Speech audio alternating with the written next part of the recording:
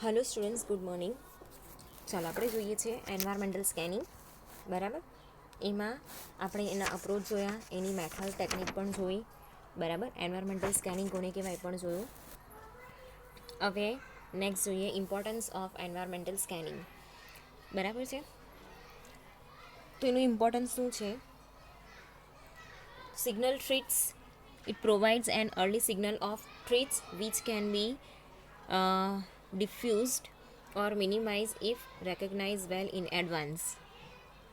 બરાબર, તો અહીંયા સૌથી ઇમ્પોર્ટન્ટ જે છે એન્વાયરમેન્ટલ થ્રેટનું એન્વાયરમેન્ટલ સ્કેનિંગનું એ છે સિગ્નલ થ્રેટ્સ. બરાબર છે, તો જ્યારે આપણે એન્વાયરમેન્ટલ સ્કેનિંગ કરતા હોઈએ, બરાબર છે, ઇન્ફોર્મેશન કલેક્ટ કરતા હોઈએ તો ભવિષ્યમાં ઓપોર્ચ્યુનિટી કઈ છે તો આપણને ખબર પડે જ છે, પણ એની સાથે સાથે કઈ એવા ભય રહેલા છે કે જે આપણને નુકસાન કરી શકે છે. બરાબર, જેને આપણે આઈડેન્ટિફાઈ કરી શકીએ છીએ. તો આઈડેન્ટિફાઈ કર્યા પછી આપણે શું કરી શકીએ છીએ કે એ જે પણ ભય રહેલો છે એ ભયને આપણે ડિફ્યુઝ કરી શકીએ છીએ. બરાબર, ક્યાં તો એને મિનિમાઇઝ કરી શકીએ છીએ અને રોકી શકીએ છીએ. બરાબર છે, એની સામે જે પણ પોસિબલ વેઝ દેખાય છે એને સોલ્વ કરવાના, એ આપણે એને સોલ્વ કરી શકીએ છીએ. બરાબર, એના પછી છે customer needs. It signals an organization to the changing need and requirement of the customers. બરાબર, હવે માર્કેટની અંદર આપણે માર્કેટ એનાલિસિસ કરતા હોઈએ. બરાબર છે, એન્વાયરમેન્ટલ સ્કેનિંગ એટલે એવું છે કે માર્કેટ એનાલિસિસ આપણે કરીએ છીએ. બરાબર, તો એક ઓર્ગેનાઇઝેશન જે છે એને અહીંયા સિગ્નલ મળે છે કે માર્કેટની અંદર કે કસ્ટમરની રિક્વાયરમેન્ટ જે છે કે જે પણ ચેન્જીસની અહીંયા જરૂર છે, બરાબર, માર્કેટ વાઇઝ એ આપણે અહીંયા કરી શકીએ છીએ. ઓકે, એના પછી છે કેપિટલાઇઝ ઓપોર્ચ્યુનિટી. તો it helps an organization capitalize opportunity earlier than the competitors. બરાબર, તો અહીંયા એક ઓર્ગેનાઇઝેશન જે છે, બરાબર, એને અહીંયા એક કેપિટલાઇઝ ઓપોર્ચ્યુનિટી મળે છે. બરાબર, એક કમ્પિટિટરની સામે એક કેપિટલાઇઝ ઓપોર્ચ્યુનિટી મળે છે. અહીંયા જે પણ ચેન્જીસ કરવાના છે એની અંદર જે પણ રિસોર્સિસની આપણને જરૂર છે, બરાબર છે, એ આપણે અહીંયા જે છે આઈડેન્ટિફાઈ કરીને એ ચેન્જીસ માટે આપણે ઊભા રહી શકીએ છીએ. એના પછી છે ક્વોલિટેટિવ ઇન્ફોર્મેશન. તો it provides a base of objective qualitative information about the environment that can be utilized for strategic management. તો ઓબ્જેક્ટિવ ક્વોલિટેટિવ ઇન્ફોર્મેશન જે છે, બરાબર, ક્વોલિટીને રિલેટેડ જે પણ ઇન્ફોર્મેશન છે એ આપણને અહીંયા મળી શકે છે, જેથી કરીને આપણે એ ઇન્ફોર્મેશનમાંથી જે ચેન્જીસની જરૂર છે અહીંયા ક્વોલિટીની અંદર એ આપણે કરી શકીએ છીએ. બરાબર છે, જે પણ આપણી સ્ટ્રેટેજી છે, મેનેજમેન્ટની જે પણ સ્ટ્રેટેજી છે એને આપણે આ ઇન્ફોર્મેશનમાંથી કંઈક યુટિલાઇઝ કરી શકીએ છીએ.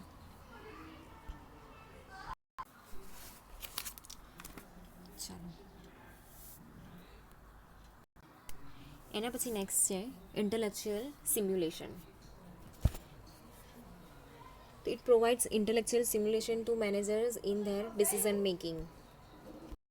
તો ઇન્ટેલેક્ચુઅલ સિમ્યુલેશન એટલે શું કે એની અંદર છે ને એ ક્રિટિકલ થિંકિંગ હોય ને એનો યુઝ કરે છે. બરાબર છે, જે મેનેજર્સ હોય, જે લીડર હોય, બરાબર, એ પ્રોબ્લેમ સોલ્વિંગ કરવા માટે ક્રિટિકલ થિંકિંગનો યુઝ કરે છે.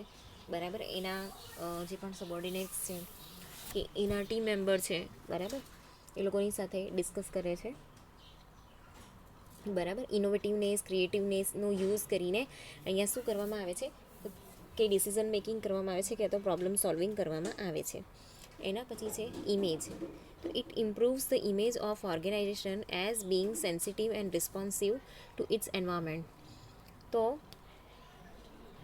અહીંયા કેવું છે કે જે પણ ઇન્ફોર્મેશન ભેગી કરી છે ને એની અંદરથી આપણને ખબર પડે છે કે એક આપણી જે બ્રાન્ડ છે, આપણી જે ઓર્ગેનાઇઝેશન છે એની બહાર જે છે એ ઇમેજ કેવી છે. તો એ ઇમેજ ઇમ્પ્રૂવ કરવું હોય, બરાબર છે, ત્યારે આપણે અહીંયા જે એન્વાયરમેન્ટલ સ્કેનિંગ જે છે એ કરીએ એના પરથી આપણને ખબર પડે છે. બરાબર, તો હવે નેક્સ્ટ ટોપિક આપણે લઈએ પ્રોસેસ ઓફ એન્વાયરમેન્ટલ એનાલિસિસ. તો એન્વાયરમેન્ટલ એનાલિસિસની અંદર પ્રોસેસની અંદર 4 સ્ટેપ છે. બરાબર, પહેલું છે સ્કેનિંગ, પછી મોનિટરિંગ, ફોરકાસ્ટિંગ અને અસેસિંગ. બરાબર છે. તો આપણે સ્કેનિંગનો ટોપિક તો ચાલે જ છે. બરાબર છે. સ્કેનિંગની ટેકનિક પણ આપણે જોઈ લીધી. તો સ્કેનિંગ કરીને પછી આપણે શું કરવાનું હોય, મોનિટરિંગ કરવાનું હોય, પછી ફોરકાસ્ટિંગ કરવાનું હોય. ફોરકાસ્ટિંગ એટલે શું કે માર્કેટની અંદર જે ભવિષ્યવાણી કરવામાં આવે ને એને ફોરકાસ્ટિંગ કહેવાય. જેવી રીતે ખબર છે વાતાવરણની ફોરકાસ્ટિંગ કરવામાં આવે એવી રીતે. બરાબર છે કે આજે વરસાદ પડશે કે કાલે આટલા જે છે વાદળા છવાયેલા રહેશે અને વરસાદ પડશે. બરાબર છે. વરસાદ પડવાની સંભાવના છે, વાવાઝોડા આવવાની સંભાવના છે, એ ફોરકાસ્ટિંગ કહેવાય. બરાબર. પછી એનું અસેસમેન્ટ કરવાનું છે. ઓકે. તો એક પછી એક જે આ પ્રોસેસ છે એના સ્ટેપ આપણે જોતા જઈએ. તો પહેલો સ્ટેપ છે scanning. Environmental scanning ઇન્વોલ્વ્સ the study of the general environment.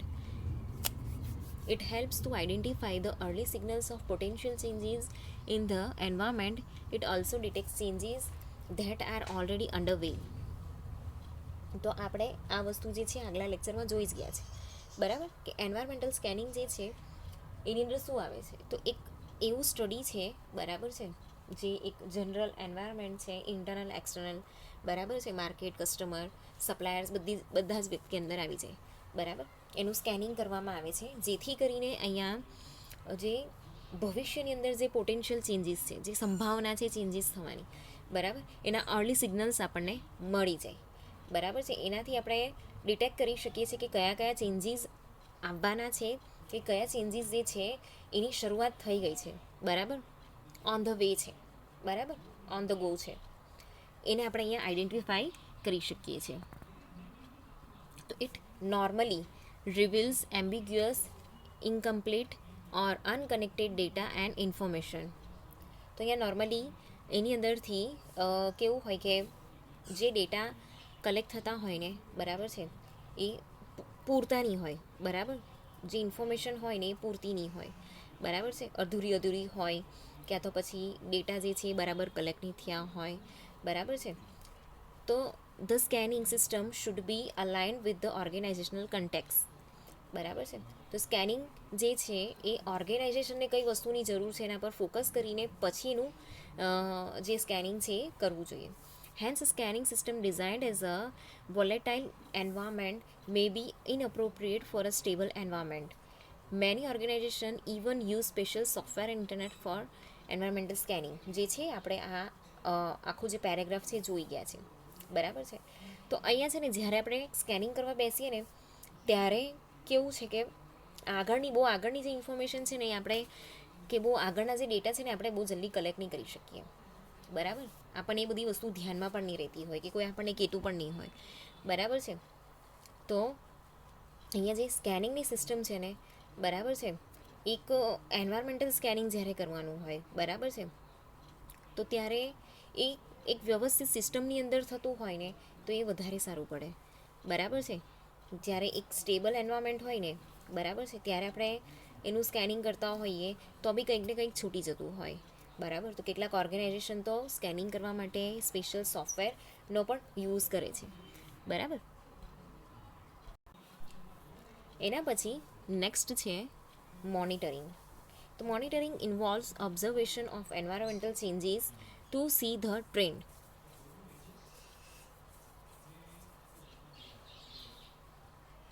It detects meaning in different environmental events and trends. તો જે મોનિટરિંગ છે, પહેલાં આપણે સ્કેનિંગ કર્યું, હવે એનું મોનિટરિંગ કરવાનું છે. બરાબર છે. તો મોનિટરિંગની અંદર શું છે કે આપણે જે એન્વાયરમેન્ટલ ચેન્જીસ છે એને ઓબ્ઝર્વ કરવાનું છે. બરાબર. એનું ઓબ્ઝર્વેશન કરીને નવા કયા ટ્રેન્ડ્સ ચાલે છે, બરાબર, એ જોવાનું છે. પછી અહીંયા ડિટેક્ટ કરવાનું છે.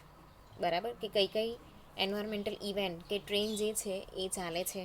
બરાબર છે. શું છે નવું એ આપણે અહીંયા શોધવાનું છે. બરાબર. કયું જે છે હજુ સ્ટડી છે, બરાબર, જે હંમેશા ચાલવાનું છે, કે એ બધી વસ્તુ જે છે આપણે અહીંયા આઈડેન્ટિફાઈ કરવાની છે. ઓકે. એના પછી છે સ્કેનિંગ એન્ડ મોનિટરિંગ. તો scanning and monitoring are particularly important when a firm competes in highly volatile environment. બરાબર. They help gather knowledge about market and other components. તો સ્કેનિંગ અને મોનિટરિંગ કરીએ ને, બરાબર છે, તો એની જરૂર આપણને ખાસ ક્યારે પડતી હોય કે જ્યારે ફર્મ જે છે, બરાબર, એ માર્કેટની અંદર બહુ ટફ કોમ્પિટિશન આપતું હોય બધાને ત્યારે, બરાબર.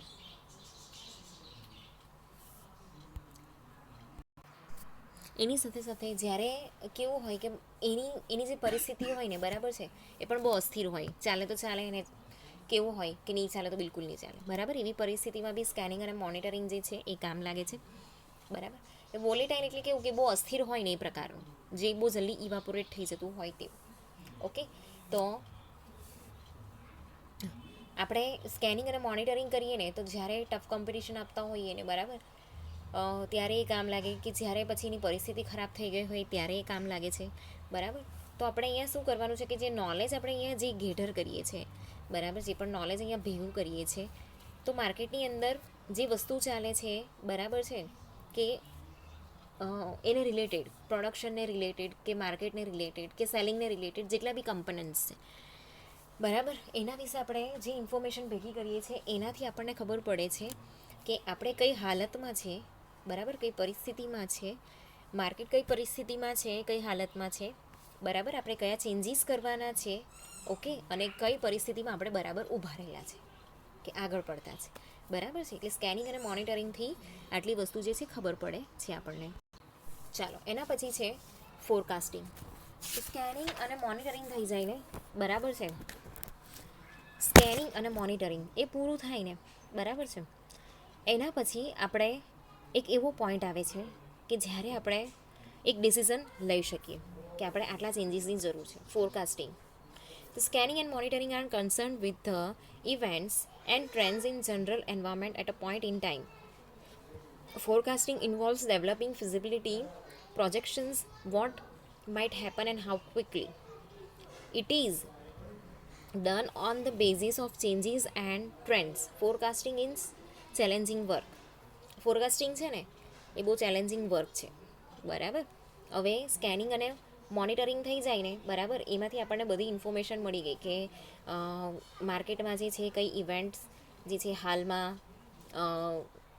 જે છે ઊભી થઈ છે, બરાબર, કયા ટ્રેન્ડ ચાલે છે, તો એક જનરલ એન્વાયરમેન્ટ આપણને ખબર પડે છે, બરાબર છે. તો એક પોઈન્ટ ઓફ ટાઈમની અંદર આપણને ખબર પડે છે કે અહીં આપણે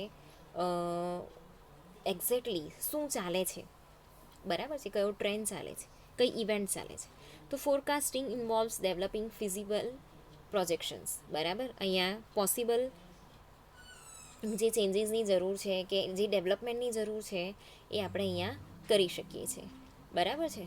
તો એ જે છે વસ્તુ, તો એમાં ખરેખર કઈ વસ્તુ ને અહીંયા આપણે લાવવાની જરૂર છે, કઈ નવી વસ્તુ લાવવાની જરૂર છે, કયા ઇનોવેશનને લાવવાની જરૂર છે, કયા ચેન્જીસને લાવવાની જરૂર છે, બરાબર, કઈ ક્રિએટિવિટી અહીંયા કામ લાગશે અને કેટલી જલ્દી લાવવાની જરૂર છે, હાઉ ક્વિકલી, કેટલા ટાઈમમાં આપણે એને લાવવાની છે, બરાબર, એ વસ્તુ આપણને અહીંયા ખબર પડે છે. તો જ્યારે આપણે ચેન્જીસ કરીએ છીએ નવા ટ્રેન્ડ્સ પ્રમાણે, બરાબર છે, તો એ ચાલશે કે નહીં ચાલશે એ કંઈ ભરોસો હોય નહીં. એટલે જે ફોરકાસ્ટિંગનું કામ છે ને એ બહુ અઘરું હોય. એટલે જ્યારે સ્કેનિંગ અને મોનિટરિંગ કરતા હોય ત્યારે એ બહુ બધી વસ્તુની ધ્યાન રાખીએ તો આપણે ફોરકાસ્ટિંગ જે છે એ બરાબર કરી શકીએ. ઓકે, એના પછી છે એસેસિંગ. તો અસેસિંગ determines the timing and significant of the effect of environmental changes and trends that have been identified. તો અહીંયા જે એસેસિંગ છે, બરાબર છે, એ અહીંયા ડિટરમાઇન કરે છે timing and significance of the effect of environmental changes and trends, બરાબર છે. તો આપણે સ્કેનિંગ અને મોનિટરિંગમાંથી આપણે કેવું છે કે જે પણ એની નવા જે ચેન્જીસ છે કે ટ્રેન્ડ્સ છે એને આપણે આઈડેન્ટિફાઈ કર્યા છે, બરાબર છે.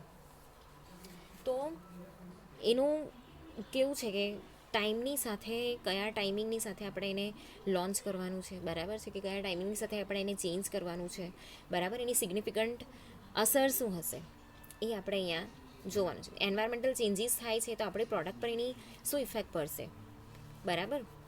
એના માટે ટાઈમિંગ જે છે એ આપણે જોવાનું હોય ચેન્જીસ માટે, ઇફેક્ટ માટે. ઓકે, તો it specifies the implication of that understanding, assessing connect the data and information with competitive relevance. તો અહીંયા કેવું છે કે આપણે જે પ્લાનિંગ બનાવેલો છે બરાબર, એનું ઇમ્પ્લિમેન્ટેશન આપણે કરવાનું છે, ઇમ્પ્લિકેશન્સ કરવાનું છે બરાબર છે, કે કેવું ઇમ્પ્લિકેશન્સ આપણે કરવાનું છે આપણને ખબર પડે છે બરાબર છે. તો અહીંયા જે અસેસિંગની પ્રોસેસ છે ને એની અંદર જે ડેટા છે, જે ઇન્ફોર્મેશન છે બરાબર છે, એને આપણે બીજા જે આપણા કમ્પિટેટિવ છે એની સાથે પણ આપણે જ્યારે કમ્પેર કરીએ છીએ તો એનાથી પણ આપણે કેવું છે કે વસ્તુ જે છે થોડુંક ખબર પડે. ઓકે, તો equally important is interpreting the data and information to determine the trend as opportunity or threat for the organization. તો અસેસિંગ કરવાથી આપણને ખબર પડે છે કે જે પણ ચેન્જીસ આવવાના છે બરાબર છે એ ઓપોર્ચ્યુનિટી લઈને આવશે કે પછી આપણી પ્રોડક્ટ જે છે એના પર એની માથી અસર પડશે બરાબર, કે ખરાબ અસર પડશે. તો આમ આ થઈ આખી પ્રોસેસ બરાબર છે. તો આપણે નેક્સ્ટ લેક્ચરની અંદર જોઈશું importance of the study of business environment.